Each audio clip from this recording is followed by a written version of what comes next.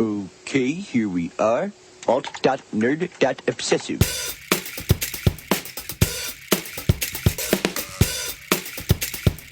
Worst episode ever. Hey everybody, welcome to Worst Episode Ever, a podcast for people who love The Simpsons by people who love The Simpsons about how much we hate The Simpsons. We're here trying to find which is the worst episode ever. My name is Dan. My name is Jack. And today we have a good episode for you. We've got a special guest. We're going to introduce him in a little bit. But we're going to be watching Season 23's episode, The Book Job. Jack, have you seen this one? I think I caught the tail end of it on TV one night. I'm pretty sure, and I remember I had no idea what was going on, and yeah, it was some kind of heist with Neil probably Gaiman. Apparently Neil Gaiman's in this episode. Yeah, I caught the tail end. That is now the only thing I know about it. It originally aired November of 2011. Right. It was written by Dan Weber. So I know where I was in November 2011 now. I was watching the second half of a Simpsons show. That's right. It's good to. It was a big year for me. It's good to have those memories in mind. Where was I when this Simpsons episode was on? I was watching it. Great. So that's what we're going to be doing. We're going to take a break in a moment to watch that episode. We'll introduce our guest and talk a little bit about Simpsons. And if you have not seen this episode before, you can watch it still. You can pause this podcast and go on simpsonsworld.com. Check it out. Again, it's The Book Job from Season 23. And you can go to our website, wepodcast.com. We have a link up to do just that. And while you're there, hey, maybe you click through those Amazon links. You guys have been great about it and help support the show. Just shop like you normally would. Just click through the Amazon link first on our website, and we get some cash. Yeah, not a lot. The finger thing means money. The finger thing means money. I hope everyone did their taxes, because if you didn't, it is too late. Especially unless you're listening to this in 2016, on April 14th, 2016. Oh, God. Oh, crap, the game. If you are, file those taxes. Okay, so we're going to go to a break and watch The Book Job, and we'll be back. Whatever the job is, I'm not interested. $1 million has changed stupider minds than yours. I like the beat. Play me the tune. We're taking down kids who read. Chapter book crowd, that's a juicy peach. But what's the cream? I'm putting together a tweenlit gang right. Tweenlit gang right? Tweenlit gang right. But this babar needs a zephyr. A zephyr? You're the zephyr. This better not turn out like Kansas City. It won't be like Kansas City. So that was The Book Job. It certainly was, Jack. What a job it was. It was certainly a job. Yeah. We'll get into that in a minute. But first, we have a very special guest. You want to introduce him? Absolutely. So joining us, our first Skype guest. We usually record our guests in the room. We've had a bit of technical difficulty, so hopefully this all works out. In the Solid Gold Wii Studios. In the Solid Gold Wii Studios, yes. The suits bring them in. We have Josh Kurp, editor for the TV section of uprocks.com. Is that correct, Josh? Hello. Is that your... Hey, Josh. That is an accurate yes. Excellent. Well, thank you for joining us, Josh. You manage the Warming Glow part of the site, which is obviously a Simpsons reference, right? Mm-hmm. Did you name it? Did you guess a name that? No, I took over from the original guy, and honestly, it took me a few months to realize the reference. I felt really stupid. In the same way, I still don't, I know the Fall Out Boy thing that you guys were talking about a few episodes ago, and I believe one of you claimed that Crazy Town is named after a Simpsons reference. And I looked on the internet to see that, and I couldn't find any verification on that. But I want to believe that shitty band has a great name. I am going, after we're done recording, I'm going to go on Crazy Town's Wikipedia page, and I'm going to change it, and I'm going to cite myself in that episode as the source. That does make me feel a little better, because I was so shocked. I had no idea when you told me that. Yeah. Too much of a boy for Crazy Town. That makes me feel better. Sometimes I just make things up, and I don't know. People seem to enjoy it. I don't know. Actually, I just read it. I was reading Uprocks at work the other day, Friday, and I saw an article that really kind of broke my heart. I don't know if you edited this one specifically or wrote it even, but Sábado Gigante is ending its 90-year run. It's been on since the dawn of time. Yeah, I really have no connection to that show. I know a lot of people are very sad that it's leaving, but that's all I really know about it. Yeah, I know it from when my parents would go out or were working on Saturday nights, and I would stay over at my grandparents who didn't have cable. So we pretty much had NBC, ABC, Fox, and Univision. And Univision. Yeah. and I would just watch it every Saturday night because there was nothing else on Saturday night. I wasn't going to watch Dr. Quinn. It's Gigantic Saturday. Come on now. And it was just such a crazy ass show. It was, and I don't speak a word of Spanish or understand a word of Spanish. It was. No, it was a really fascinating show. Yeah. And apparently, I didn't know this till I read it, but the guy, it was the same host for the whole 60 years? I think it was 53 years. 53, yeah. There you go. That's crazy. That's crazy town. My version of that is my dad didn't have cable when I was growing up, and whenever I would stay over at his place, I would have the TV on, and the only show that he would watch was I believe it's Bally Kiss Angel. Do you remember that show? I've never heard of it. Yeah, it was like a PBS show. It was a British show, but they aired it on. It was like their pre-Downton Abbey.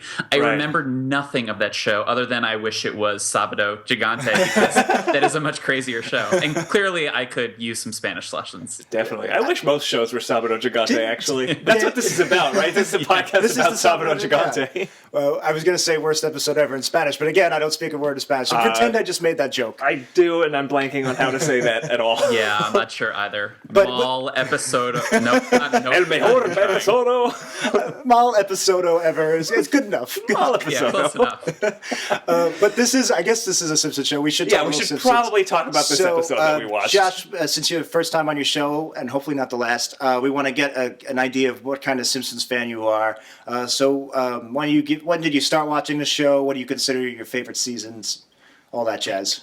I don't actually remember the first episode that I ever saw. I remember the first episode that I ever recorded onto VHS. Oh, yeah. You always remember your first. It's true, yeah. It was the one where it's Lisa Sachs. That was the first one that I ever recorded. So it was, I forget what season is that, but it's fairly 8, I think. Yeah, Season that sounds 7 or 8. right. My favorite seasons are, or at least what I consider the classic, probably 3 through 8. I know it's a pretty common answer. Well, because it's the right one. Oh, Yeah, pretty much. I enjoy 9's got some 1 and winners 2, and I enjoy 9, 10, and 11 to a certain degree, but definitely 3 through 8. All right, yeah, so it's pretty standard. I think pick. Lisa Sachs is season 9, but you're it right. might be a holdover, It's a from season holdover 8 from season because 8, it's yes, that's probably what I the was only episode in season 9 I genuinely love. It's a great Really? episode. Yeah, it's really good. I love their flashback episodes.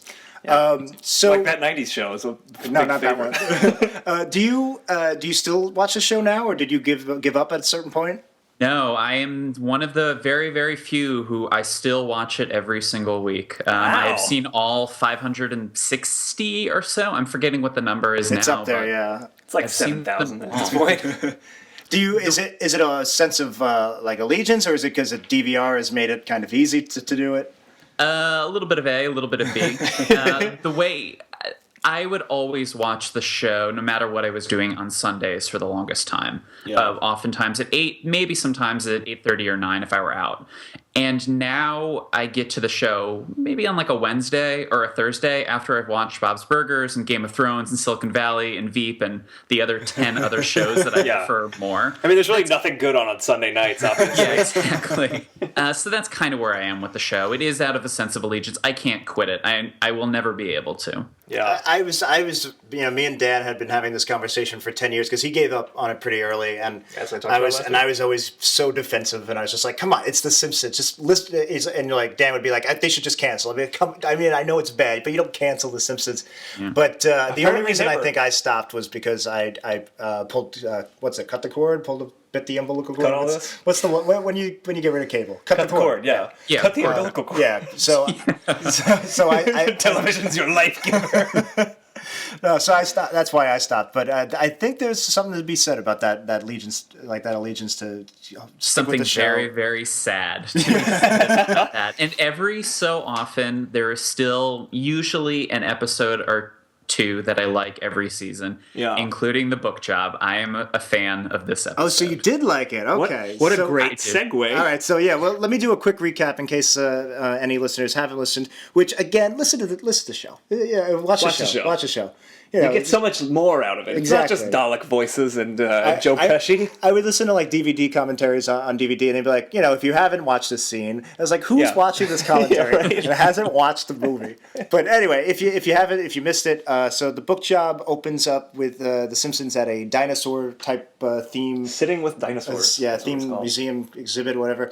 And Lisa finds out that the J.K. Rowling type author of her Harry Potter-esque favorite book series is an actress and didn't actually write the book. It was written by a bunch of corporate stooges, and she kind of breaks her world, and that gives Homer and Bart the idea to crowdsource, or what would the word Yeah, be? to just get a team together. Yeah, get a team together. It's a very heavy Soderbergh, Ocean's 11 type spoof. Yep. So they put this team together. They very cynical. They take all the tropes of the young adult supernatural novels. All, the last all 10 for years. profit. Yeah, and they write it by the numbers. But they grow attached to it, and when the book corporation decides to change it to a vampire novel, they're heartbroken. So they decide to break into the publisher and steal it. And then there's some twists. Shenanigans. Yeah, there's some Soderbergh type twists, and eventually they get their book out there. And Neil Gaiman's in the episode, and He takes all the credit. It ends with him on the beach, getting away with the whole thing. That was an awful recap, but it's because the episode was kind of light on plot. It was more about how the execution. I don't know if I agree with you on that. All right, well, we'll get into that. But right. first, I want to know, Josh, why, the reason we're doing this episode is because as a guest, you get to choose, and you chose this one. Why did you choose this one?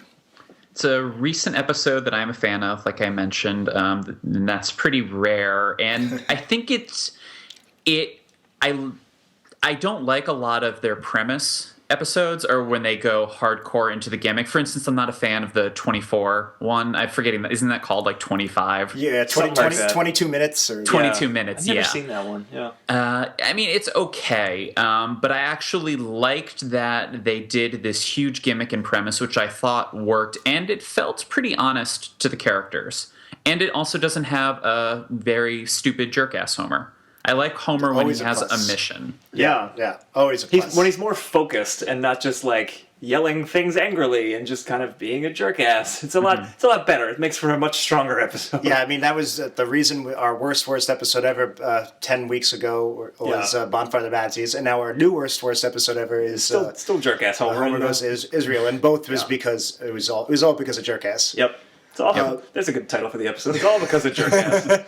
All right, so before we get into kind of a scene-by-scene breakdown, let's say right off the bat. So you like this episode. Dan, you like this episode. I think I like this episode. I definitely like it more than you did. And well, this is funny because usually me and you sit and watch the episode in between our introduction and our episode. Yep. We usually sit alone in the dark with our Popeyes. That's right, in our solid gold rocket car. But this time was a little different. My girlfriend happened to be here, so she was here. Friend of the show, Bryce, is here too. He's helping us out with our Skype and our third party. Thanks, Bryce. Bryce, yell out a quick hi, hey. Hey guys! Yeah, so that's Bryce. So it was kind of all those other episodes. So it was kind of like an event. We're all on the couch watching it, and I was the only one in the room that didn't like it, and I kind of feel like a jerk now. Well, but please leave. I didn't. Yeah, who's the jerk ass now? Yeah, really. I mean, I didn't hate it, and we'll get into the specifics. But I don't know. Everybody seemed pleasantly surprised, and I was. That's a good way, pleasantly neutral. That's a good way of putting it. I was definitely pleasantly surprised because I didn't know what the plot was going into this episode, and when it started to pick up, I was like, "Oh, this is actually like a pretty good idea." And then I found myself actually laughing at a number of things. Not everything worked, but compared to last week or the week before, we've been watching some clunkers. I only wrote "ugh" once in my notes. That's a pretty good, yeah. Usually my notes are just it takes up a whole page, just a lot of U's. Okay, yeah, so let's start at the beginning for this episode. I just want to mention real quick that this episode had kind of a weird, shortened opening. It's an HD episode, so it had the newer opening credits, but it just went, The Simpsons in the cloud, and then it cut immediately into the episode. Yeah, like this faded. No couch gag, no nothing. Did you notice that? I did notice that, and it's rare. I guess they had so much plot to get through, where usually they're just stumbling around for 5 miness. Yeah, right. All those title cards to be like the heist, the end, the commercials. That took up a lot of time. But I guess it was jarring to not have a couch. The only other time I can think of is with the Bart the General, right? Doesn't that? And that's a season 1. Yeah, and they didn't even know if their couch gag was going to be a thing. Yeah, that was weird. Well, I was going to say, it was just jarring, because you're used to being like, oh, The Simpsons, and you get, eased into it. Yeah. And it was just like, bam, the episode's begun. Or, watching the show like we do with a critical eye, we get settled in, we get our computers open to start notes. We're like, oh, no, it's starting. We're like, pause it, rewind it. Okay, so it starts off with this dinosaur exhibit. It was sitting with dinosaurs, like a takeoff of the Walking with Dinosaurs, it's a touring real expo. It's a real thing. I've never gone. I would like to go as a 30-year-old man who still likes dinosaurs. But my impression of it is that it's very much what this is, this kind of live action spectacle show. And I liked that, all the kids are there and being like, oh, dinosaurs are great. And Milhouse thinks dinosaurs are supposed to be like Barney. Yeah. And then they're completely terrifying. Because they're so realistic. Yeah. So I'm guessing that's a a parody of, like, I guess the real Walking with Dinosaurs. Maybe it is so realistic that that's a complaint they get, that the younger kids actually are scared of them. Maybe. I mean, it is like an animatronic kind of thing. These plots always seem to me to be like the writers have gotten a little older, and this is stuff they do with their kids on the weekend, and now it's an episode. Yeah. Probably. I like the continuity of after all the kids run away screaming, the next shot is the crowd is only like 25% of the crowd is still Oh, yeah. That was a good touch. There were actually a lot of good touches in this episode that made me think, oh, they're trying this week. Yeah. Because sometimes they do not. In general, even in the classic years, we've talked about this on this show before, that there seems to be certain types of jokes and characters that hold up even with the new era type tone and humor. Like we said, Willie and Hibbert are always funny. Yep. So this show was always really good at doing these... I can't think of the more specific word for it, but events, but like derbies, monster truck rallies. Spectacles. Yeah, like these Coliseum type spectacles, rodeos. Yeah. And this very much reminded me of like a classic era scene, like a first act with the Simpsons in a crowd watching this slightly exaggerated, over the top. And I was surprised that for the most part, I thought it was really funny. I actually thought you were going to say, when you said some characters that they always do well with, like Hibbert, I thought you were going to bring up the Ralph Wiggum thing, and I want to get both of your opinions on this. So when the dinosaurs are kind of roaring and scaring the kids, Milhouse starts crying, and Ralph Wiggum says, I want to go back in, Mommy, and he climbs up his mother's, like, dress. Yeah. What did you guys think of that? Josh, you first. I liked it more than I liked Homer yelling extinct. I think that's the right answer. Where's our sound effects guy? Ding, ding, ding. You nailed it, bro. We cut out all that stuff. So this is decent job in recent seasons, but I don't know. It's hard to make someone lovable and stupid, and I think they still do a good job with that. Yeah, he seems to be kind of a cultish character where, I feel like a lot of people like us appreciate him because he's funny and it's good writing. And then he also seems to have this other like silly character type, like Stewie, like there's people from Family Guy, where like he's on T-shirts that you can get at Hot Topic with like a really stupid catchphase. Yeah. Like people like him for the wrong reasons, I guess is what I'm trying to say. Yeah. Some people... They sell him at like Mexican carnivals, like Stewie. Yeah. The Ralph line, I didn't hate it. It seemed like they were trying to look like they'd been escalating it because I guess maybe they've run out of lines or because the show has kind of in general escalated itself. Yeah. Where, him trying to climb up into Mommy isn't quite the same as, I bet my Wookiee. Yeah, I bet my Wookiee. No, but like exactly what Josh said. It wasn't Homer going extinct. Yeah, that was no good. Yep, that was probably the only... No, it wasn't even jerk-ass Homer, but just like loud, obnoxious Homer. That was my only ugh of the episode. That was the ugh, wow. That was the ugh, yep. All right. I agree. I didn't care for the extinct thing, but here's a note that I wrote down. When they're leaving the dinosaur thing, they go to the souvenir stand, which is called Souvenirus Rex. And I wrote, that's not even a thing. Because what is that supposed to be? I laughed. It was so stupid that I laughed. I guess that's what they're going for. Yeah. I did appreciate, and it's probably the 30th week in a row I've said this, even though it's only our 20th episode. But again, I love animal animation, and dinosaurs are animals. And I love the looks of the dinosaurs, especially the dinosaur suits, the mascots, like the people that are in suits. Mm-hmm. They were just adorable. There was also, what was there? It was... and like an animal later. Oh, there was a dog and doing a book signing later in the episode. Oh, yeah. Rufus the dog. And that was just great animation. That was great animation. They do big, lazy dogs very well on The Simpsons. They do. And they've always done dinosaurs very well. This is the third instance of dinosaurs that I can think of on the show. Or 4 if you include the TV show Dinosaurs. That was the first one I was thinking of. There's the one where Bart puts the water on the little sponge thing and he thinks it's going to eat Lisa. And there's the Treehouse of Horror, where he sneezes on the T-Rex. Right. All right, so let's move on with the plot. So she sees a familiar face in one of the the actors in the dinosaur suits. Lisa's like, I know that person. She follows her, and it turns out to be, or at least she thinks, the author of her favorite books. And I wanted to bring this up real quick because there's another thing we've mentioned plenty of times on the show is the slightly like the fake version of something real that is pretty much the same thing, but they change all the names for assuming copyright reasons. So that instead of J.K. Rowling, this was like T.R. Simmons. Yeah, and instead of Harry Potter, it's Angelica Buttons, which they've used before. Yeah, I know. Really? They've done it a few times. Mm-hmm. I think they even reenact like Dumbledore's death but Dumbledore spoilers. dies? but it was their version of Dumbledore, Bumblebore or whatever. Yeah, Knape kills Bumblebore. That's a good name for the episode, I should too. write one of these books. All right, we're going to write a book, the three of us. No, I don't get why they need to do it. I mean, it gives you a little bit more room to write these fake stories. Yeah. But, I would appreciate real Star Wars references instead of Cosmic War references. And like this could have been J.K. Rowling's been on the show before, and if I remember, she was pretty funny for her 2 lines. It would have been interesting if she was playing herself as this actor that's playing her. It could have been an interesting performance. If it was actually, J.K. Rowling instead of whoever, and she was actually doing the voice. Does it bother you as much as it does us, Josh, this fake copyright It doesn't thing? bother me that much. Well, the Cosmic Wars does.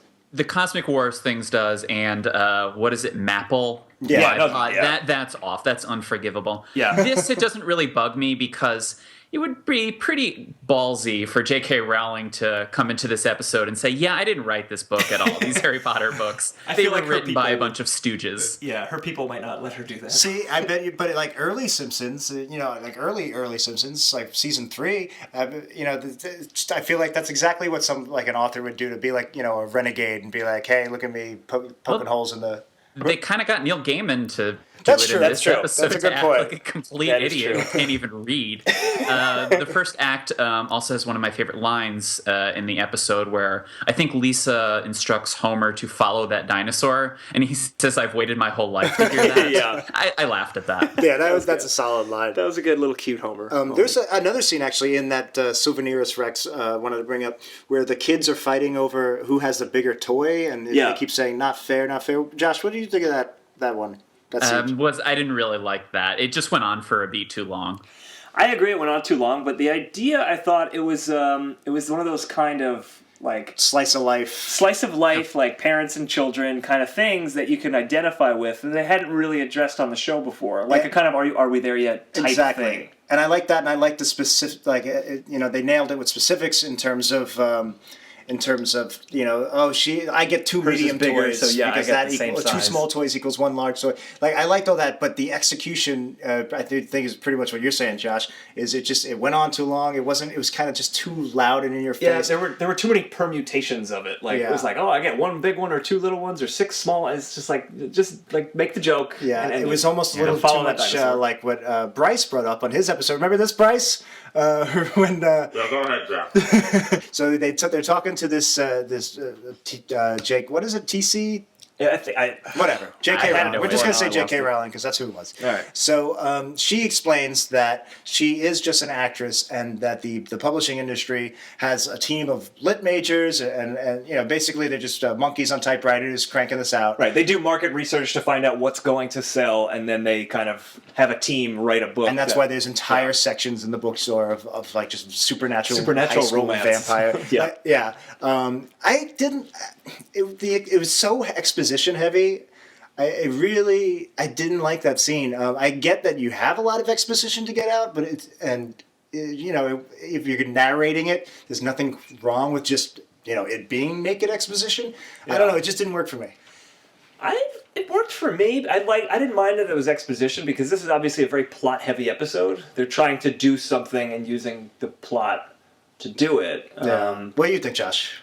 It was smart that they did it all before the end of the first act. Like, all of that happens before the first commercial break. So they just kind of got it out of the way. And a lot of that is real. I mean, doesn't James Frey have an entire industry that he runs where it's just like 1,000 monkeys on 1,000 typewriters just cranking out garbage, and maybe one of those books will do really, really well. Yeah, I forget what it's called, but they did, his group put out that I Am Number 4 book that they made that movie out that was of. a movie for 3 seconds. Yeah, all I remember is Timothy Oliphant was in it, and I did not see it. I watched it, and I remember it was completely forgettable. I love young adult supernatural shit like that. And even I was just like, I can't. So for you, it was more like a number 2. Well, that's the thing is, well done.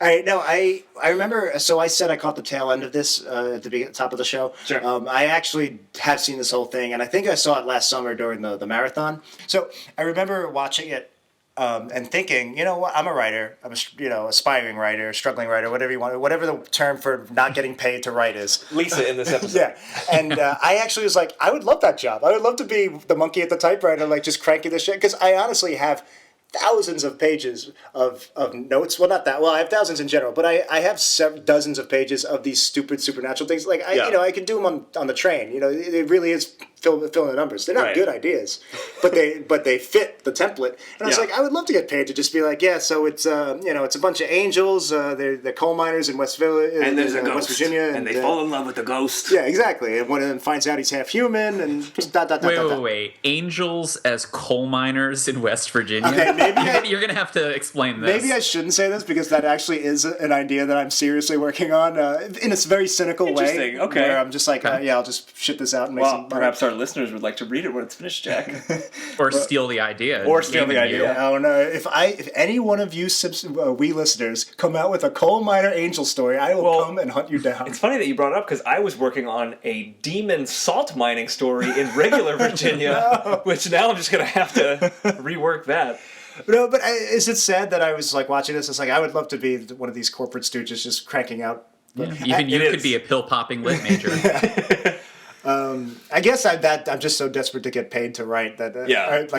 That's okay to me. It's just, it was the best of times. It was the blurst of times. It was stupid, monkey.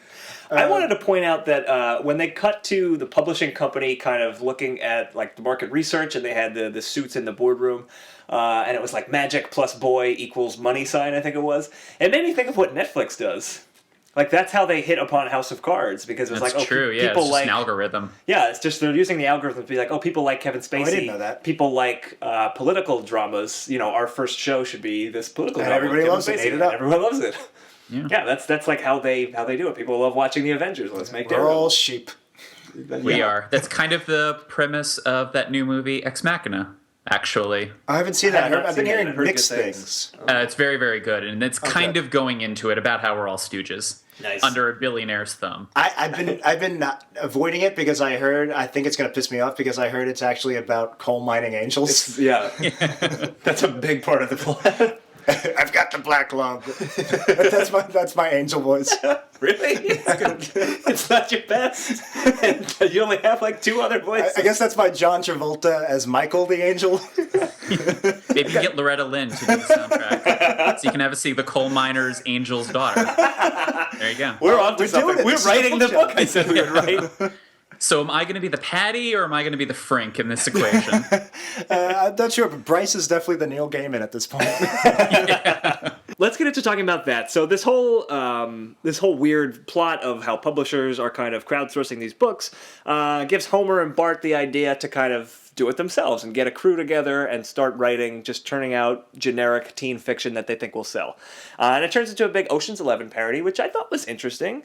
At first, it didn't really work for me when you have Homer goes to see Bart at the arcade, and it's clearly supposed to be like the scene where Clooney and Brad Pitt are meeting for the first time in Ocean's 11. I don't know, it just felt really awkward, but as they started getting more and more people, I was like, I understand what they're doing. I kind of liked it a little bit more. Well, I'll go last because I didn't like it. Josh, Okay. I'm assuming you're going to back Dan up on this. Yeah, I will. It's kind of what I mentioned earlier, where I like if they're going to do a bit, they might as well commit to it, and they really committed to the bit this episode. Yeah, definitely. All right, so the Soderbergh parody, and I'll have a few other instances I want to mention. I actually noticed this a lot. It was a running theme. They do really good job of like a very apt parody. Like they really nail it. But I don't know. I wasn't laughing. Like it wasn't funny. It was just like, I appreciate that they got it right. But it also, I don't know, I guess that's it. It just didn't make me laugh. Yeah. Well, there weren't any real big laughs. The biggest laugh I thought was when they were like, okay, now we need someone with a computer. And they just go to Professor Frink's house and it's like, do you have a computer? You're in. In for what? In what? Yeah, no, that was great. I thought that was really funny. I mean, first of all, let me get this out of the way, even though this is not relevant. But please bring it up. No parody of putting it together the team will ever top MacGruber's. Yes, that is true. Accurate. Underrated movie, and that's the best scene in the movie. Yes, featuring many professional wrestlers. Chris Jericho, Kane. Yeah, that went over my head. Montelius, Porter, Hulk Hogan. MVP. Hulk Hogan? I don't know. That's the only wrestler I know. All right. No, so and I'll bring this up a few times as we move on, but there's a lot of instances where I was like, yeah, you nailed it. Yeah. Great. Like Yeah. the Kansas City runner, I assume. Like, I mean, for Soderbergh, for specific Soderbergh, they nailed it. Like, Yeah. you know, the titles, the type of look. the dialogue, like Yeah. that scene with Bart and Homer in the arcade, that was brilliant. It really felt like a Soderbergh. Yeah. But not even just the Soderbergh. It's in my notes and I can't find them right now. But we'll get to them. There were other non-Soderbergh type things where I was like, yeah, they're nailing the parody of this. But okay. Yeah. And I want to. If you guys like this episode, so it seems like I really didn't like it. I didn't mind it. I just didn't find it very funny. It had its moments. There were stretches of time where I wasn't laughing, but I did appreciate what they were doing. I mean, it was like a mood piece almost, like an exercise to see if they could make this parody episode, and I think they mostly succeeded. Yeah, I'm trying to think of an analogy to a classic era episode of The Simpsons where they set out to do a parody and they did it and be like, see, but they did it, but it was also funny. But I can't think of one off the top of my head. Almost Rosebud or Cape Fear, but those weren't like. But that wasn't like Rosebud whole wasn't Citizen Kane scene by scene. It was still Mr. Burns. Right, it was a Mr. Burns story with a Citizen Kane template. Yeah. Yeah, I can't. They did a Homeland episode sort of not that long ago, but even that doesn't really fit. The only one I can think of is the 24. Yeah. Which I have to rewatch. I like that one more than you did, I think. Although again, I really got to rewatch it. But I don't know about you. I'm a hardcore 24 fan, and I also think Kiefer Sutherland has been in our show a few times, not just as Jack Bauer, and every time he kills it. Yeah. He's actually like a really good voice actor and a good guest. He fits the show very well. And here I thought he So teased I at like the that Lost Boys. But or did I like it? Maybe I hated it. I don't know. Oh, okay. It's hard to tell Well, we'll sometimes keep with the this in. show. I might be thinking of the other one with Kiefer Sutherland, but. I'm curious about, I know you guys talk about this a lot on the show, what you thought of the lineup. Obviously, Bart and Homer are going to be the 1-2, but then bringing Skinner, Patty, Moe, and Frink. Skinner, I thought, was a good choice because Skinner is just a great character for this kind of thing because he's not someone you'd obviously think would be good for like a gang doing like a heist job, but it made sense because he's a school, principal guy. Also known as Principal guy, yeah. Also, they just shorten it to principal these days. But No, the full title is school principal guy, and I thought he made sense. I actually thought Patty was the most interesting choice. at first, I was Or like, Selma, "Why are or they whoever picking it was. Patty?" And then I was like, "Oh, she's the middle-aged woman who reads all the young adult novels." Right. I get that. Exactly, yeah. She I would was- read 50 Shades of Grey. Right, exactly. And would know Dothraki. That was smart, I thought. Yeah. Yeah, I guess. I mean, I felt like, when anytime they do one of these team up scenes, they pretty much can just throw darts at the wall and pick any random like Patty was a good choice, but honestly, I feel like this episode would have been exactly the same if it was Apu, Flanders, Disco Stew, and Luann Van Houten. Frink and Moe were kind of random. Very much Moe, yeah. Moe, you just put in because It's Moe. You get a lot of Moe jokes. Yeah. And I think they even knew that because originally they were going for Lenny, but Lenny had that monkey that he had Yeah. to feed. So then they just say, yeah, why not Moe? Yeah, Right. Which was it had to have been a meta reference. Like, yeah, we could have picked anybody. Yeah, maybe. But you're right. Patty was the One best. thing about Patty that I just want to bring up, when they go to kind of recruit her, they go to Patty and Selma's apartment, and there were a lot of fake books on the bookshelf. Much more detail put into them than normally. Are you sure they were for this. fake? Because I saw some real ones in there. Maybe they were real ones. The only one that I remembered and wrote down was my orthodontist is a werewolf. That's probably fake. That one's probably fake, although I am working on a spec that has a very similar concept. Except he's a coal miner. And a dental hygienist. I mean, I saw the Percy Jackson one, so I assumed Okay. they're real. But you're right. It was either there or later on when they were walking the convention halls. I took down some of them. What was the one? Oh, the one I didn't really like it, but the one I noticed first, at least, was To Kill a Mockingjay, which at least is thematically Yeah. right. Yeah. Are you there, Glyson? It's me, Alan Moore. I kind of laughed at that one. Okay, that's pretty good. Vampirates was one, I believe, at one point. As I Lay Undying 2. So man. diminishing returns, Yeah, but yeah. I chuckled at one or two. At least of there was them. effort. It wasn't just book Yeah. title, like just said book on it. I remember, yeah, right. I remember there was one when they were at the bookstore and they were looking at all the different types of vampire books. One that was hanging. It was like Shaun White snowboard vampire. Yeah, That was ridiculous. That one wasn't so great. Yeah, and back to the Dothraki scene. She also says Patty says that she can speak the snake voice from Harry Potter. Was it Parseltongue? Yeah. Well, I'm the big nerd on this Simpsons podcast. And if you're gonna have a character, or really if you're gonna have a voice actor, do Parseltongue. Julie Kavner. Like, That's true. I loved it. Cool. Like that was perfect. That was very in sync. So they get teams together, and then there's a B plot where what's the word? Lisa? I'm doing the spiral Lisa? finger. I don't know what you're doing. No. It's a subplot. Not dove. I want to say Dovetail. Spirals out. Dovetail. Dovetail's not it. Ducktail. It is Dovetail. Yeah, DuckTales. Yeah. DuckTales. Let's get Dayton and Jairus. Nope, that's Starkwind Duck. Sorry. That was my yearbook quote. We just This is right. Let's get dangerous. Yeah, that was a Jackson yearbook quote. Wow, mine was a Dave Matthews Band quote. Nice. Yeah. Was it? And not all the little ants are marching. It was from number 41, I believe. was your quote. Was your yearbook quote just yeah? Yeah. Oh, yeah. It was just a Tim Allen grunt. That was my quote. Oh. My quote was literally just the transition of a bird flying away to go into the Wilson. That's too specific. That was way, I got it, but that is way specific. Anyway, A bird flying away.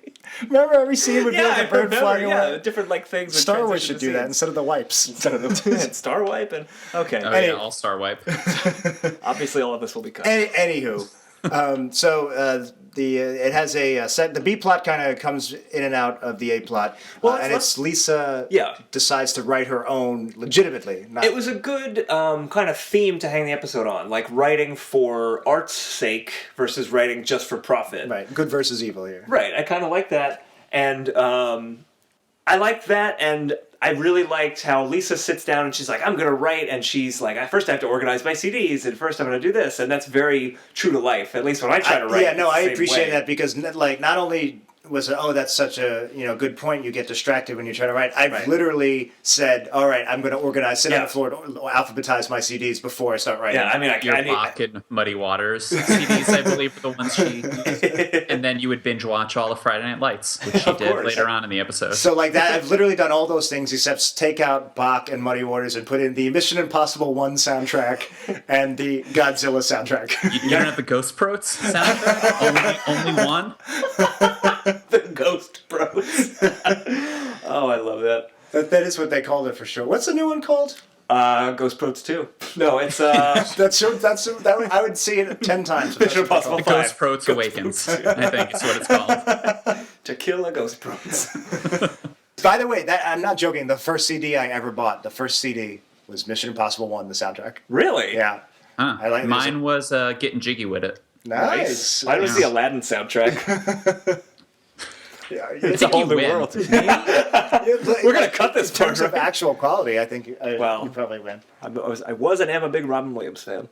So we made some changes. Don't feel bad. Before we got our hands on Twilight, it was about a girl who fell in love with a golem. But teenagers weren't going to spend their allowances to join Team Shmuel. I appreciated those very specific Lisa trying to write and go, I'll set 2,000 words for myself and I'll stuff. Like, obviously this was written by writers who have gone through what all of us writers have gone through, where you really try to get it done and you can't because it is hard to get started. And I appreciated that they really did nail it, but again, didn't laugh. I thought you were going to say they went to the well a few too many times. Like they showed Lisa doing it once and then they cut back to her and she's still doing it. And it was just hitting the same thing but in a different way. Which was fine, but it was kind of diminishing returns. None of it was ever bad, but it was like, I get it. Yeah. A very cynical person could read into this episode as a meta-reference on The Simpsons as a whole, about how Lisa is struggling to come up with new ideas because they've all been done, while at the same time someone she knows is just churning it out because they know it's for a profit. Bryce agrees from his vigorous nodding. Yeah, I guess Fox in this analogy would be Homer's team, and the Simpson writers would be... That's true. The Lisa, I guess? I don't know if that works exactly, but... Yeah, no, I think there's something about, art versus commercialism definitely going on in this episode, which certainly would apply to The Simpsons. I feel like Matt Groening or someone would want to have ended it by now, and I'm sure Fox doesn't want to let it go. I wonder if that's why a lot of this episode, because besides me being the only one in the room who didn't quite love it, I do know that this episode has a reputation for being one of the not awful ones. That's a good way to describe it. I wonder if it's because they are tackling it seems like The Simpsons kind of got a little bit of a bite back. You know, they are taking on, they're fighting the good fight, which they haven't quite done a lot recently. I think so, and it also helps that the guy who wrote this, whose name is Dan Weber, I believe he was a freelance writer. This is the only episode of the show that he wrote. He also wrote for Daria, and most interestingly, he wrote the Zeppo episode of Buffy. Really? Yeah, I'm a which big is a fan of that great episode of television. Definitely. Now he kind of does stuff on American Dad, which I love, and he also did some Comedy Central Futurama episodes, like the Moby Dick episode he did. I don't think I saw that. I really liked the Comedy Central Futurama episode, especially the first season. Agreed. I think they're pretty good. But I think that helps that they brought in an outside talent who wasn't a Judd Apatow or a Ricky Gervais, because obviously those guys are going to make it all about themselves, because that's why they're brought in. This guy, he's just a sitcom writer, so he doesn't need to write about himself. Yeah, that's interesting. I wonder if do you know, Josh, if they do that with other writers, or if this was really rare? I think occasionally they'll bring in a freelance writer, but it's still like Matt Selman will write one, and then Wong will write one, etc. Yeah. That's a shame, because again, I didn't like this episode as much as you guys, but I do admit that it wasn't nearly as awful as the ones we had been covering. And it would be nice if that had something to do with it. Then they should try to bring in some outside. I know a lot of shows do that. Yeah. Bring in some outside blood that doesn't look like Moe's green blood. What did you think of that joke, Josh? It was fine, I guess. They've done so many jokes like that with Moe and Burns in particular, where like Burns has no blood inside of him, like reasons that these people should be dead. So I feel like it's built into the world enough that, okay, whatever, it's fine. I like this joke, and I notice whenever I do like these really, really like cartoony, silly jokes that kind of wouldn't have been in the earlier early seasons, it's usually not so much the joke that I like, it's the joke after that joke. Mm-hmm. So for instance, he goes, look, I bleed red, and he pokes and the green comes out, and then Moe says, well, don't worry, it always starts off green, but it gets red. And like that was like Hank Azaria's delivery, and like that extra detail, that made the joke work for me. I agree. And at least it wasn't completely random, where it had to do with he was proving that he's not a troll, and they use a troll as the main character in their book. Yeah, that's true. It actually made sense.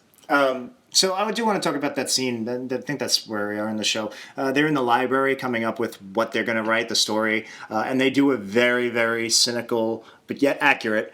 Let's come up with this point. It's an orphan, and they're in a castle, and they do this, and they really, or I guess the writer, nailed all the tropes. Like he really did, like they're all the same. Look, and it's all very hero's journey, like Joseph Campbell. Yeah, and I was like impressed that they executed it so succinctly. Yeah. But I didn't laugh. I don't know if I was supposed to. Maybe because it was really more for exposition's sake. I feel like I laughed a fair amount during this episode, but I think a lot of it was to make you think, as well as make you laugh. Like this podcast. I like the animation that they did in that scene where they were showing the trolls above their heads, where it had the white background. Yeah. I thought that they've never done that before, and I thought at least it's different. Yeah, it was a different style animation, and it was, they don't usually do things like that. I think this episode looked pretty damn good, actually. All the Soderbergh stuff with, like, the split screens sliding around, I thought that was all done really, really well. I also liked Bart getting everyone's attention by pressing the gun on that Wild Wild West book. I was I was just about to say the same thing. That was pretty clever.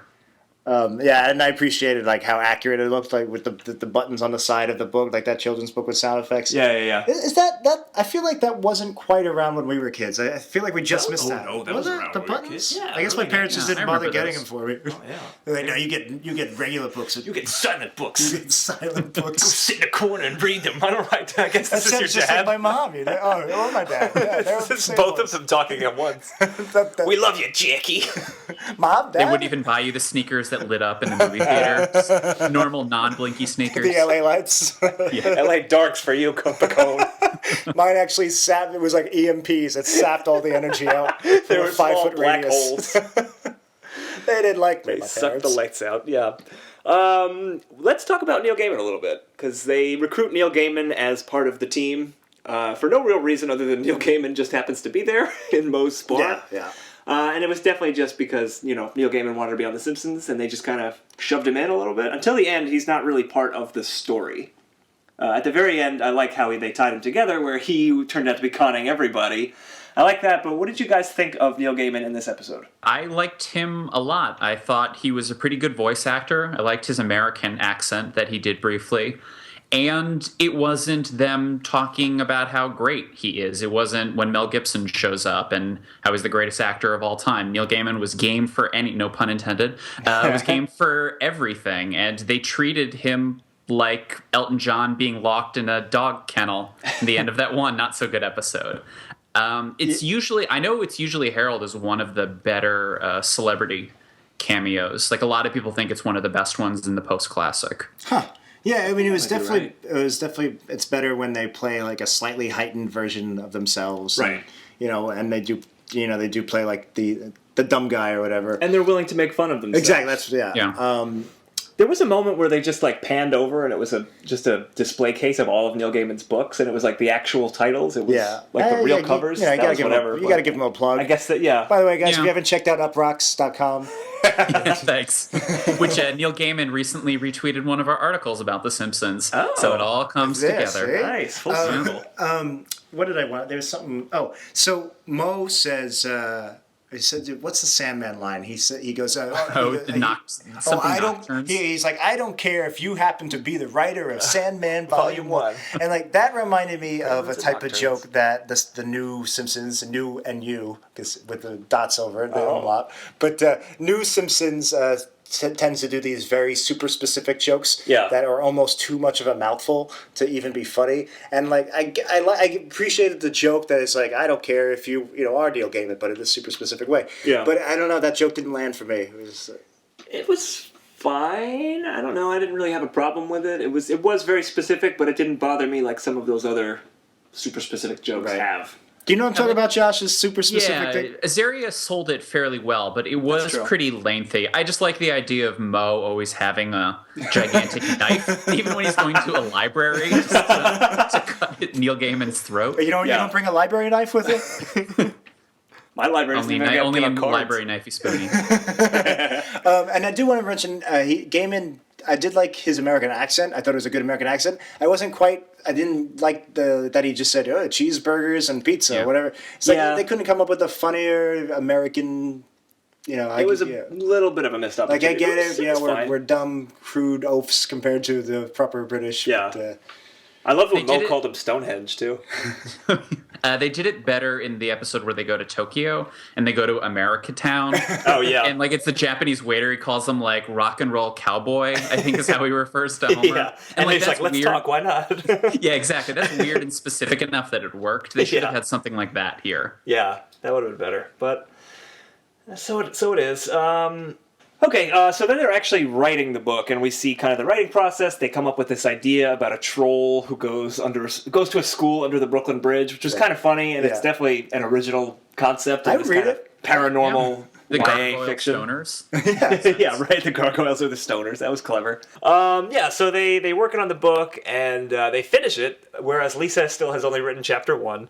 And Homer has a line where he just says, "I hope you put in enough steampunk, whatever that is." Again, that's a type of meta humor I don't like on the show, but Dan Castellaneta's delivery really made me laugh. Who goes, I hope there's enough steampunk, whatever that is. It was the way it was all in the delivery. Yeah, I agree. I don't care for steampunk myself, but like the genre of fiction or actual things that are like 19th century futuristic futuristic You technology. don't like giant mechanical spiders. Nope. Wow, you're lost. No That's place. everyone's go-to steampunk thing. I was just about to reference that too. So It's the only thing I know in that one episode of Doctor Who, I think. I feel there's a steampunk episode of Doctor Who. Yeah, with the Cybermen and David Morrissey, maybe? I don't care for the Cybermen. That's all I wanted to hear. That was just a setup. That was for you, Josh. Up rocks, up rocks. So then they get the book published. When did they go to see the book publisher, the publishing executive, who's played by Andy Garcia in another Ocean's 11 tie-in, because Andy Garcia played a very similar role in Ocean's 11. And he kind of says that they have everything they need, and the book looks great, but they don't have a fake author. And that's kind of the big problem. And I love he had a line where, I think it was in that scene, where he said, "Whoa, is R.L. Stine here? Because you guys are giving me goosebumps." As a Goosebumps fan. Give him high fives or like laugh at his joke. Yeah. Good one, boss. That was great. Yeah. Actually, that's As a kind of Goosebumps fan, relevant I met because- R.L. Stine last night, weirdly enough. Yeah, that's so weird. I was just walking down the street in Carroll Gardens, Brooklyn, and he was doing a book signing, and I just walked in and bought a book and had him sign it. Was it for Fear Street? Yeah, he's got new Fear Street books coming out, and I bought old Goosebumps books. Yeah, it's funny, as a voracious reader and as a voracious pop culture guy, I've never read a Goosebumps, which I remember up. back in the day, podcast everybody is on over. my bus was reading a Goosebumps, or at least a Fear Street. I'd never read a single one. I still remember the covers. Like, there's the one where it's a bunch of skeletons at a barbecue. That is Say Cheese and Die, Goosebumps number Yep. 4. Yeah, I know, wow. like, the numbers and the titles of all I know, of them. that's I know the good. covers too. I mean, like when we'd have our Scholastic book sales where Yeah. everybody would order books and everybody would get Goosebumps, and I was getting like 101 wacky mailbox jokes and stuff like that. Interestingly enough, that's how R.L. Stine got his start. He wrote joke books like that. Oh, really? He sure did. I gotta find it. I tried to write my own joke book when I was like 10. I remember one it of your the spelling jokes was. homework? I remember two of the jokes. One was, "Where did the snake go to dinner?" Yeah. The Sizzler. And then the other one was. Literally any S-named restaurant that would work. The other one was Alien Boy, Mom, I'm hungry. Alien Mom, will you give me a minute? I only have 3 hands. Because he's an alien, you see. Oh! That's good. Anyway, no, I'd never read him, but I was a big fan of the Goosebumps TV show. Yes. Like on syndication afterwards. Yeah. There was one with the son from the commish, and he was at like a camp, and he was. Oh, yeah, the Welcome to Camp Nightmare. Yeah, and that I remember that Goosebumps number 9. That like legitimately scared the hell out of me. Like I thought that was scary to me. Yeah, that was a great episode. The twist was... Well, I won't even tell you the twist. Go back and read that Goosebumps book. Actually, the episodes are on Netflix, and you could... They're... Oh, really? Yeah, they are. And Say Cheese and Die, the one we were just talking about before, stars a young Ryan Gosling. Oh wow. And my wife and I watched it recently because she loves Ryan Gosling more than she loves me. That must have been awkward. It was very awkward. Do you know? My wife's the same way, so I understand. Before the R.L. Stine, there was a joke I liked they've been doing these Soderbergh-esque interstitial titles the entire episode. I liked when they went to the commercials. Yeah, it just came up with the commercials, Yeah, and then there was that a was break. cute. Yeah, that was nice. Yeah, they go to this. I guess it was like a book con type of thing, like a publishing fair. Not the book con that they were doing. Right. No. A book convention. Right. Which there is actually one coming up in New York. That I'm going to. Or Book Khan, the forgotten Star Trek villain. He was a genetically Who modified. definitely isn't going to be an Into Darkness, wink wink. That would be amazing if they got like who's big right now, like Idris Elba was playing the librarian alien Book Khan. That's terrible. Or just the down reanimated corpse of Ricardo Montalban. Just bring him back to life for this one-off joke. Nice. Have him chase down Kirk for his overdue library books. He's and like Kirk would be like, I'm gonna break his spine because he's a book. I'll stamp his ticket. I don't understand why That's not a my thing. writing career hasn't taken No, off. your joke book really should have been a lot better, Jack. More like author's dio. Yeah, no. Not bad. Yeah. Josh, what do you think of that book convention, book con scene? There's just a lot of things to look at. Like, I found myself not so much listening to the jokes or the beats, just I wanted to see everything. I basically wanted to freeze frame every single one just because I wanted to look at the different book titles. Yeah, you're right, and that has very rarely happened in these later season episodes where they put that much effort in. I remember I saw Malcolm Gladwell, or like a Malcolm Gladwell type in the No, background. it said Malcolm Gladwell, I think. Well, the book was like cocktail party, like interesting cocktail party notes or something. Which is a very smart. Yeah, that's I love his books. And I also love it because They're definitely writing it for us, which, not to pat ourselves on the back, but there's definitely a lot less people that get specific book jokes than there used to be. Yeah. Not a lot of readers. Yeah. And those who are usually reading these Troll Under the Brooklyn Bridge books. Right, and it's funny you said they wrote this one for us because in the credits it actually said this one's for Dan and Jack.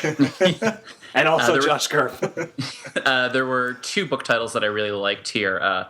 Cocktail Party Make You Thinks by Malcolm Gladwell. That's what it was. Yeah, Make you Yeah, think. that's that one. That's much better. My favorite one was probably My Stand-Up Act in Book Form by Jerry Seinfeld. I totally that missed one that got one. me. That's a great. good one. That's great. See, I like when they do smart satire like that. Yeah. And, even though it's kind of spelling out the joke, it's still funny to see it. It's a funny visual seeing the title. Definitely. And there was another funny visual that you brought up before, the cute dog. The book that he wrote was Sit, Stay, Love by Rufus. I thought that was brilliant. All right. Did you guys notice in Moe's, there were 2 pictures on the background? It was one of the pin pals and one of the notice that, softball team. Yeah. And what I really wanted to point out is that we've mentioned this before in a different episode, which I didn't realize. I guess that's a continuity, like that's a permanent set piece in Moe's now. Oh, It really? is, yeah, they've done that for the past maybe 5 seasons. So anytime we see that wall, those pictures are there? Yeah.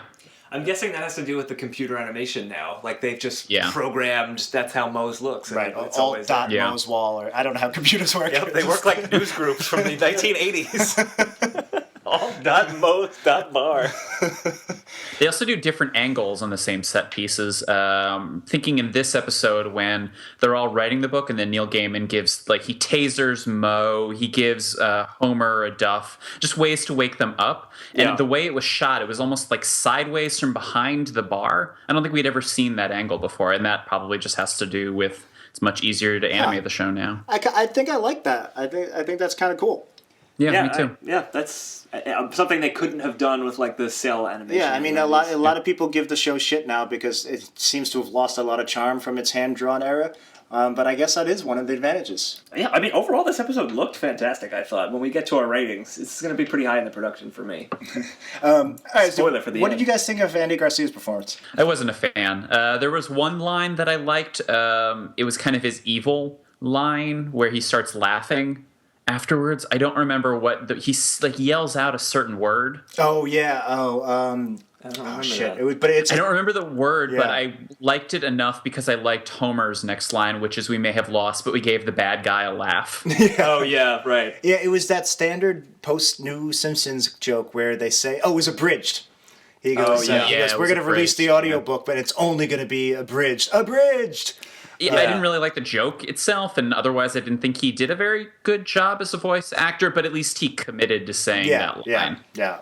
Yeah, the gag, though, it fell flat. There was I really, really liked his thing about how originally Twilight I was knew you were about. gonna bring it up, yep. Originally Twilight was about a girl who fell in love with a golem. Yep. And he's like, well, the focus group said nobody would be on Team Shmuel. Team Shmuel. That was great. I appreciate it. I thought that was funny. And here's a little Simpsons trivia for you. Oh. I'm pretty sure that the golem on the cover of the original Twilight was the same golem that Oh, from that Richard Halloween Lewis episode? played in the Yeah, I Halloween I think episode. so. Yeah. So a little continuity to a non-canon episode. All right.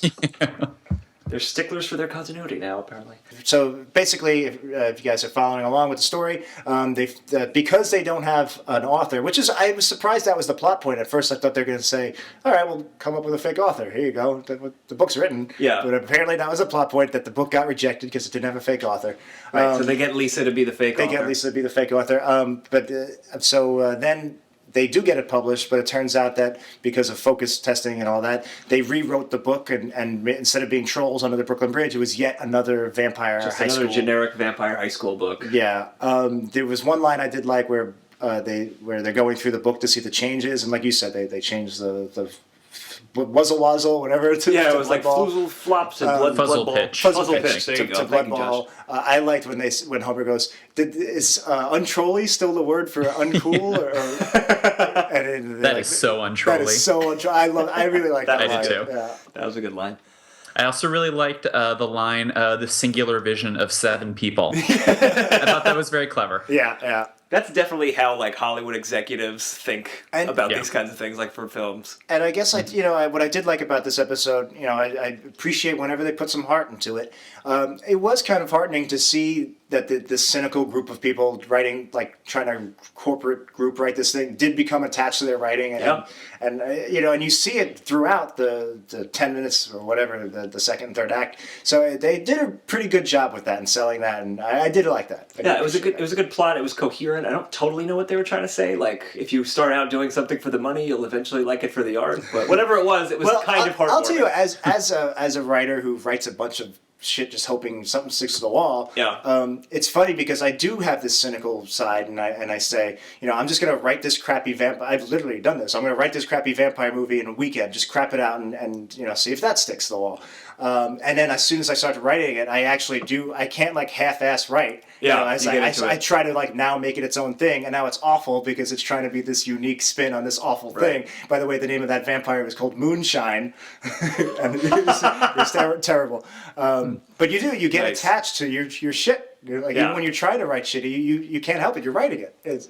So this episode called The Book Job, and it's all like this Ocean's 11 kind of heist parody. And I was like, this is a weird way to do it because it's not actually a heist. So the episode ends with a real heist. And it actually says the actual heist. Yes, and I liked that a lot. It was very self-referential and kind of made sense to me.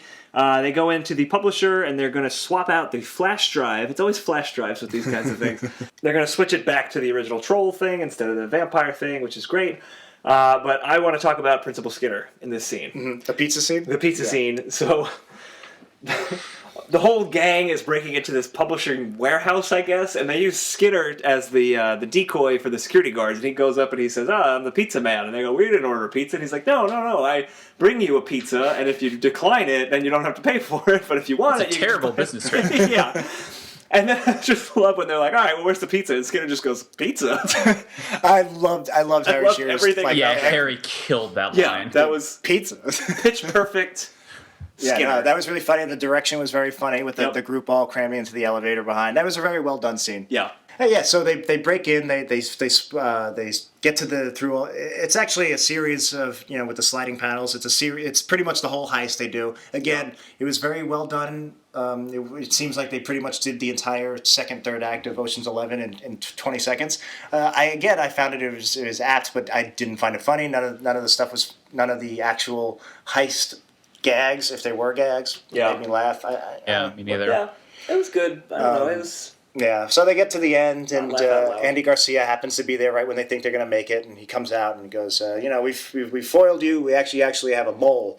The mole they thought it was Gaiman, but it turns out to be Lisa. Lisa had double-crossed them, but it turned out it was a triple cross because Lisa was still working with them. She just wanted to bypass Andy Garcia's computer password because they knew that they wouldn't be able to get into the computer. Yeah, his password, by the way, goes. He's like, and now my password, which he's saying out loud for whatever reason, happens to be my favorite wall theme calendar. Yeah, it's Gridiron Greats. Again, like that's a very specific joke. That was What the fuck? What was that about? It could have been Jock Jams. Like it could have been literally anything. Yeah, I think I would have appreciated more Jock Jams. Yeah. It's a better alliteration than Gridiron Greats. So it's a triple cross where Lisa was actually working for them. Criss cross. Sorry. We've already done that episode. It turns out the book gets published with the trolls instead of the vampires like the team originally wanted. But then there was an ultimate cross where Neil Gaiman turned out to be conning them all along, and he had switched out the flash drive a third time, and it's him on the book jacket, and he takes all the credit for the book. And he's at the beach, which I feel he's like at Shelbyville Beach. Anytime there's this like triple cross, like Bill Murray at the end of Wild Things, so they always seem to be in a beach type setting. Yeah, I like that it was it's usually way far away because they did the heist. That's the thing everyone remembers about Wild Things. This is the final scene with Bill Murray and a triple cross. What other scenes were notable in Wild Things? Well, I don't remember any pool scenes. I remember as like a 15-year-old boy filled with hormones and puberty. Yeah. I loved putting on that movie in the middle of the night when my parents were asleep to watch the Bill Murray scene on the beach. Yeah, all my buddies would come over. We would just study that Bill Murray scene. We would just rewind and rewatch Kevin Bacon and saying, "You're good, you know that."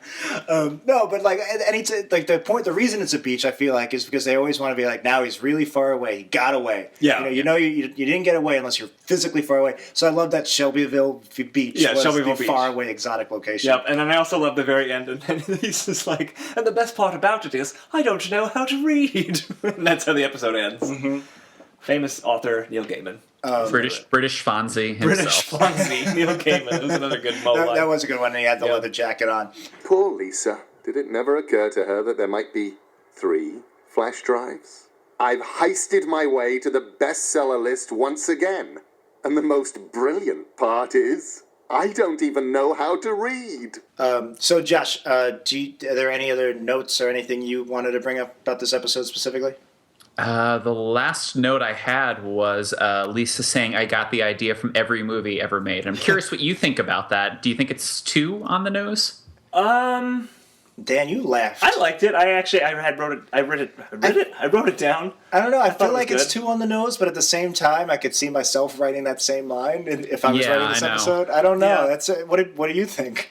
The old double exactly cross. the same thing. I laughed, and so I guess that's my answer. Is I enjoyed it. Isn't that funny that like you laugh at jokes that you're not sure you like? Yeah, Yeah. it happens. I mean, that's the last 10 years of The Simpsons, I think. that's That's a good fair point. All right, so actually, it's funny you bring that up because before we get into the rankings, which we will do momentarily, there's been a thing I wanted to bring up the last few weeks on the show, but we haven't had time. But now we're going to shoehorn it in anyway because we're lucky enough to have an actual TV expert and TV writer on here.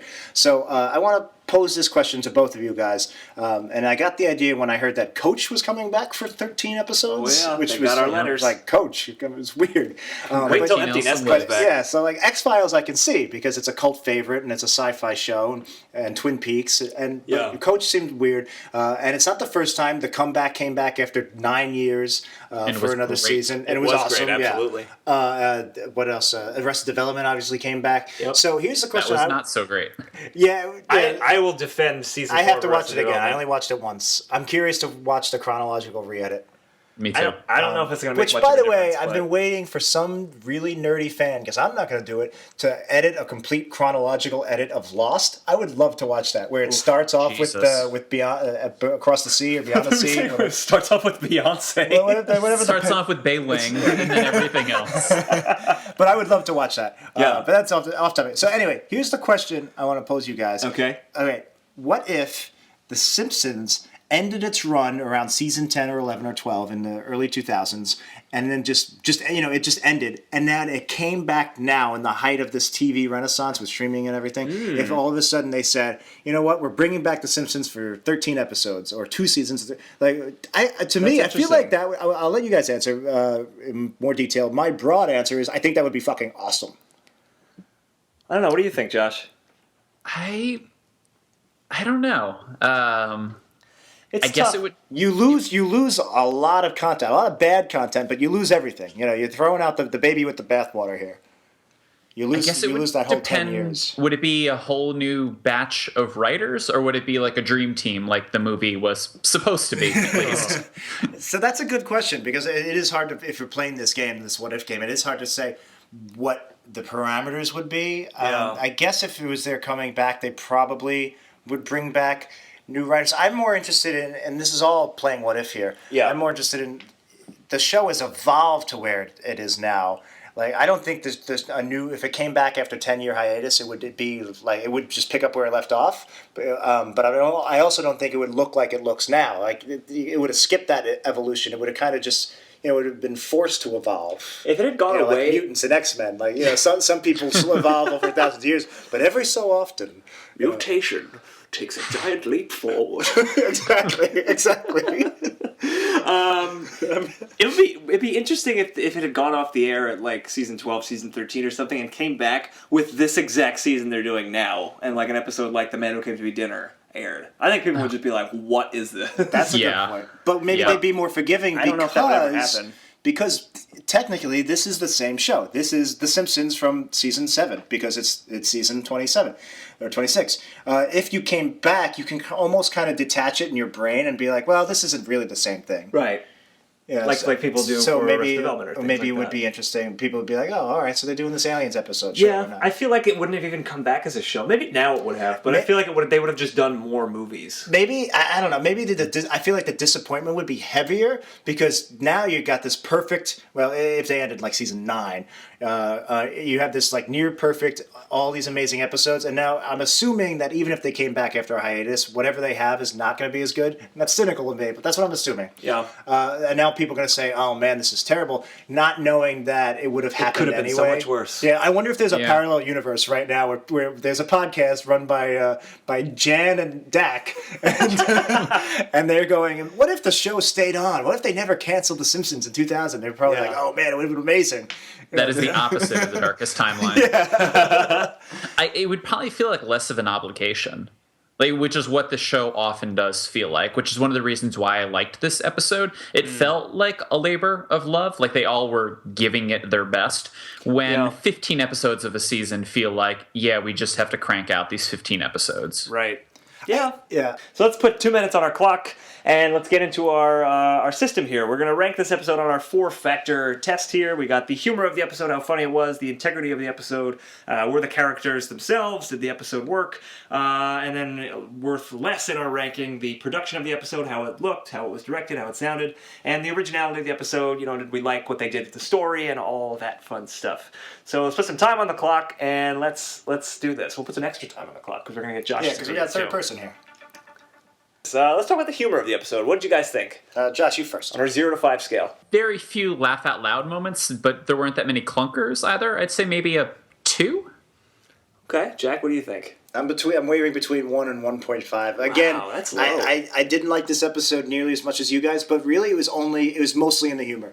So that's where I'm going to give it the biggest kick in the balls. I'm thinking middle of the road. I think I'm just going to go 2.5. Half of it worked and half of it didn't, I thought. And the ones that didn't work, like Josh said, they weren't like, ugh. That's like a good point. clunkers. Maybe I will bump it up to Okay, 1.5. we got some time here.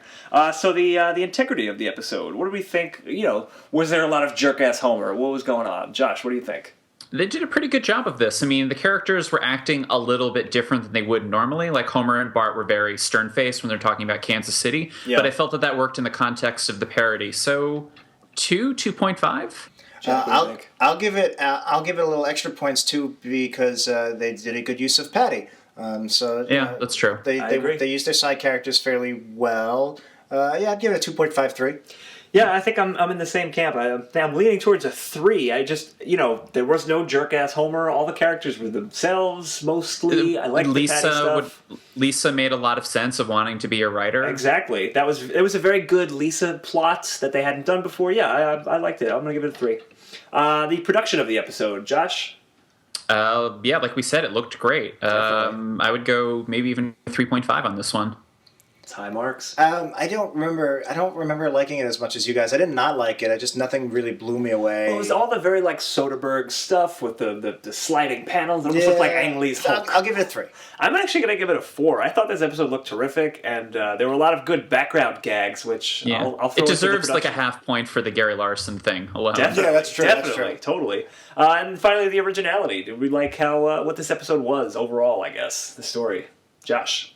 It was original for a Simpsons episode, even though it wasn't an original idea, but they Right. were kind of making fun of that the entire episode. So I would give this another strong grade. Maybe about I'd say 3.5. That's pretty solid, Jack. I agree. I thought it was a great idea and it was original. I also factor into the execution of the idea in this category. And I thought it was while they nailed it was an accurate parody. They didn't do anything with it, and that's a little harsh. I'm going to give it a 2.5. Okay, I agree with what Josh said, and I won't hash it out again because we're almost running out of time. I'm going to give it a 3.5. Bam! Okay, so we've crunched our numbers, and we have the ranking for this episode. It's actually tied with Bart Stops to Smell the Roosevelts, so it puts this episode pretty high, and I think we're going to, because of Josh's input, we're going to bump it up and say it's the second best episode Yeah, that sorry, we've watched. Bryce, your episode's going down the list.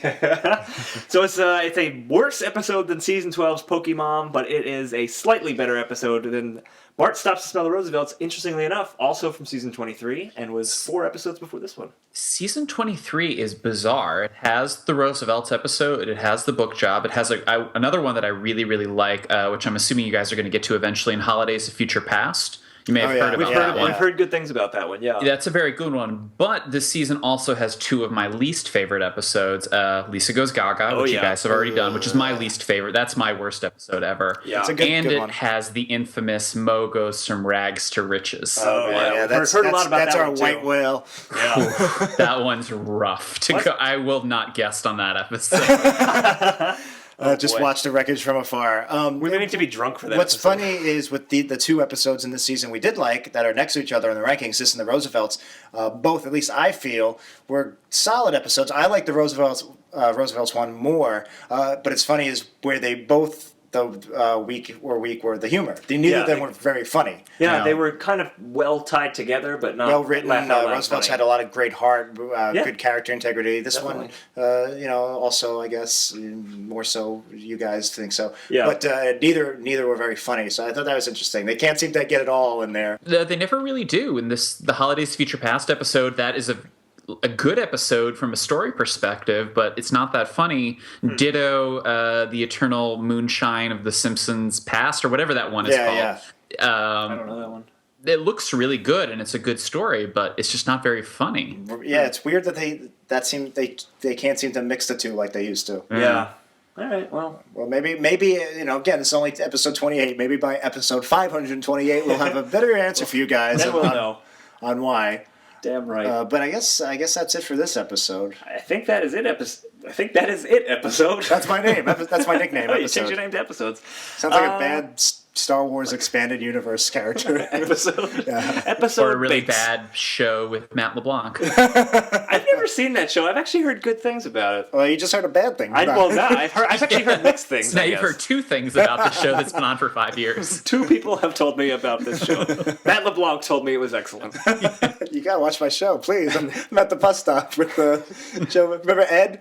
Oh, That Joey money isn't coming in anymore. Or that Ed money.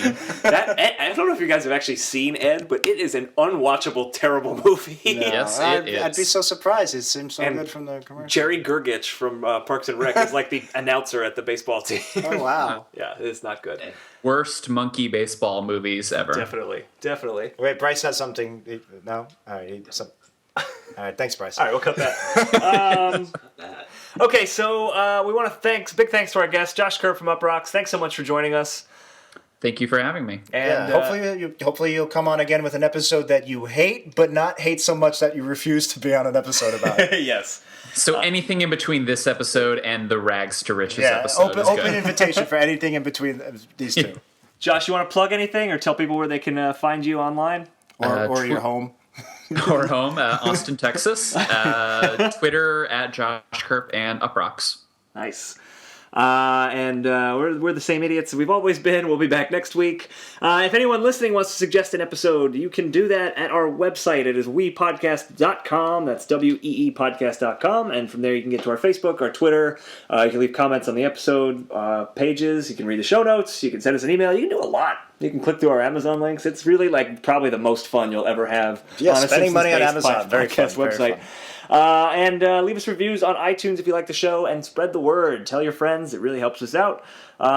If you want to find Jack or I personally, we're on Twitter. I'm at Then Dan Says. I'm at Jackie No Breaks. You'll figure out the spelling. Also, I resurrected my Tumblr or my blog, but now it's on Facebook. I transplanted to Facebook, and I'm kind of starting from scratch. Yeah. It's called Use in a Sentence. Just look up Use in a Sentence as a Facebook. I think it's / Use in a Sentence page or whatever. There was already a Use in a Sentence taken. I was like, who the fuck has this? Weird. But anyway, it's my old spelling homework. It makes more sense if you actually check it out. Jack was a really weird kid. It's pretty funny. So if you want to see some second grade spelling homework from 1992, digitally scanned and high resolution, check He's it out. got it. We got you covered. I've got you covered. So check out my page, like it. Again, it makes more sense if you actually check it out. So many Bob Dole references in this homework. You really really had it out for Ross Perot. Yeah. And our final plug, if you guys are in the Brooklyn area, you can come check out Woohoo Classic Simpsons Trivia. That is at Berry Park in Brooklyn. I co-host that with friend of the show, Dan Ozzie. That is the first Thursday of every month, so I think it's May 2nd or something like that. 5th, maybe? Second or 5th, I don't know. whatever the first Josh, Thursday you're going to be in is. New York anytime soon? You got to check out Simpsons Trivia with us. I actually went to the first one. You can find a terrible, terrible article, the one in Brooklyn at least, when Andrew was still Yeah, the hosting. very first one, wow. And you can find a terrible article that I wrote about it on splitslider.com. Wow. Terribly written, or it was a terrible terribly review written. of the trivia? Like, God, this trivia was terrible. The questions were all over the place. They were all about the Simpsons for some reason.